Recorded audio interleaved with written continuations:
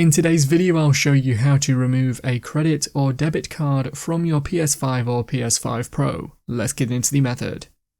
Open the settings first. You can do this by selecting the cog or gear icon near the top right of the PlayStation home screen. Within the settings, choose Users and Accounts. Then in the Accounts section, scroll down and select Payments and Subscriptions. Now choose Payment Methods and scroll through to the card you want to remove. Once you're on it, press the Options button to bring up the menu. From this, you can choose Remove, and then if you're happy, confirm this with the Yes option, and now this card will no longer be used on your console or account. If it wouldn't let you remove it, that might be because you have active subscriptions tied to it, which you need to let expire or cancel first.